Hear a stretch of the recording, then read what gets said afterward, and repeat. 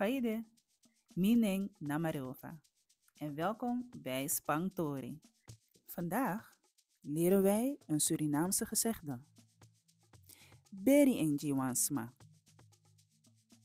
Dit gebruik je wanneer je wilt zeggen dat iemand jou in de steek heeft gelaten. In het gezegde vind je het werkwoord beri. Dit betekent begraven. Maar in het gezegde krijgt het een heel ander betekenis. Zullen we een voorbeeld doen? Je bent paramismi, tak je bokon tikmi. Maar je no komoro. Je beren Jimmy boy.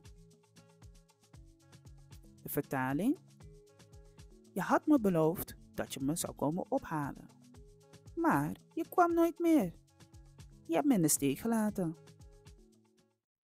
Herhaal dit gezegde met mij. Beri in Jiwansma. Beri in Jiwansma. Volgende keer zie ik je graag weer terug bij Spangtori en Tamboen.